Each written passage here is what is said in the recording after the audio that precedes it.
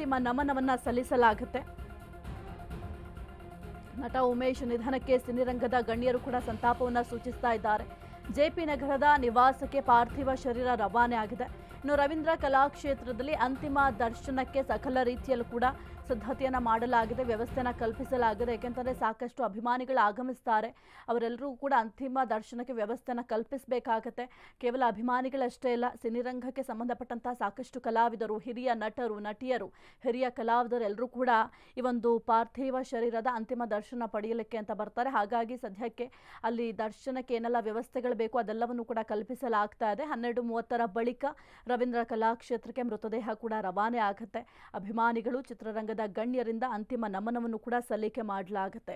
ಇನ್ನು ಇತ್ತೀಚಿನ ದಿನಗಳ ತನಕವೂ ಕೂಡ ಅವರು ಸಿನಿಮಾಗಳಲ್ಲಿ ನಟಿಸ್ತಾ ಇದ್ರು. ಹಿಂದೆ ಯಾವ ರೀತಿ ಅವರ ಅಭಿನಯವನ್ನ ಮಾಡ್ತಾ ಇದ್ರು, ಎಲ್ಲೂ ಕೂಡ ಅವರ ಅಭಿನಯಕ್ಕೆ ಸರಿಸಾಟಿ ಯಾರೂ ಇಲ್ಲ.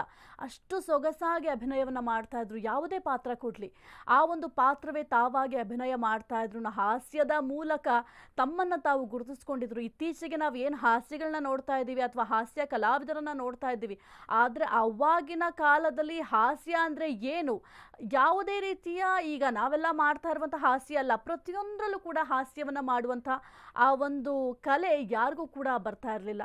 ಅಂತಹ ಒಂದು ಅದ್ಭುತವಾದ ನಟನೆಯ ಮೂಲಕ ತಮ್ಮನ್ನು ತಾವು ಗುರುತಿಸ್ಕೊಂಡಿದ್ರು. ಸದ್ಯಕ್ಕೆ ಎಲ್ಲರನ್ನು ಕೂಡ ಬಿಟ್ಟು ಅಗಲಿದ್ದಾರೆ, ಬಾರದ ಲೋಕಕ್ಕೆ ಹೋಗಿದ್ದಾರೆ. ಇವರನ್ನ ಕಳ್ಕೊಂಡಂತಹ ಕನ್ನಡ ಚಿತ್ರರಂಗ ಬಡವಾಗಿದೆ.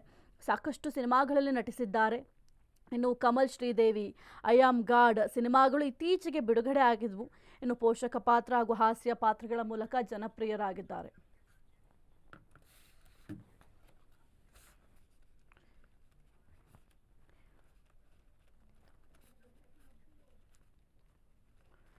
ಈ ಕುರಿತು ಮಾತನಾಡಲಿಕ್ಕೆ ಫಿಲ್ಮ್ ಚೇಂಬರ್ ಅಧ್ಯಕ್ಷರಾದಂತಹ ಎಂ ನರಸಿಂಹಲು ಅವರು ದೂರವಾಣಿ ಸಂಪರ್ಕದಲ್ಲಿದ್ದಾರೆ. ಸರ್ ನಮಸ್ಕಾರ. ನಿಜಕ್ಕೂ ಕೂಡ ಬಹಳ ಬೇಸರ ಆಗುತ್ತೆ, ಇಂತಹ ಒಂದು ಅದ್ಭುತ ನಟನನ್ನ ಕಟ್ಕೊಂಡು ಈಗ ಸದ್ಯಕ್ಕೆ ಕನ್ನಡ ಚಿತ್ರರಂಗವೇ ಬಡವಾಗಿದೆ. ನಿಮ್ಮ ಅವರ ನಡುವೆ ಒಡನಾಟ ಯಾವ ರೀತಿ ಇತ್ತು ಸರ್? ನಿಜಮ್ಮ, ಈಗ ಅಷ್ಟೊಂದು ಆಚರಣದಲ್ಲಿ ಪ್ರವೀಣರು ಯಾವುದೇ ಇಷ್ಟು ಸಿನಿಮಾಗಳು 350 ಸಿನಿಮಾಗಳು ಮೇಲ್ ಮಾಡಿದ್ದಾರೆ. ಎಲ್ಲೂ ಒಂದು ಕಡೆನೂ ಕಾಂಟ್ರವರ್ಸಿ ಇಲ್ಲ. ಒಳ್ಳೆ ವ್ಯಕ್ತಿತ್ವ, ಅವ್ರು ಇಂಥವ್ರು ಅಂತ ಹೇಳ್ಕೊಂಡಿದ್ದು ಯಾರೂ ಇಲ್ಲ. ನಾವು ಕೊನೆಯದಾಗಿ ನಾವು ಹಾಸ್ಪಿಟ್ಲಿಗೆ ಹೋಗಿದ್ವಿ ಒಂದ್ಸಲಿ, ಪ್ರೈವೇಟ್ ಹಾಸ್ಪಿಟ್ಲ್ ಇದ್ದಾಗ.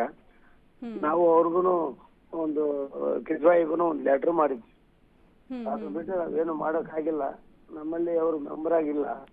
ಹಾಗಾಗಿ ಅವ್ರ ಆತ್ಮಹತ್ಯೆಗೆ ಶಾಂತಿ ಸಿಕ್ಕಲಿ, ಅವರ ಕುಟುಂಬದವ್ರಿಗೆ ಅವರು ಶಕ್ತಿ ಕೊಡ್ಲಿ ಅಂತ ಹೇಳಿ ನಾನು ದೇವರಲ್ಲಿ ಪ್ರಾರ್ಥನೆ ಮಾಡ್ತೀನಿ. ಒಳ್ಳೆ ಎಲ್ಲರೂ ನಗ್ನಗ್ದ ಕಿರಿಯರಾಗ್ಲಿ ದೊಡ್ಡವರಾಗ್ಲಿ ಯಾರಿಗೇನಾಗ್ಲಿ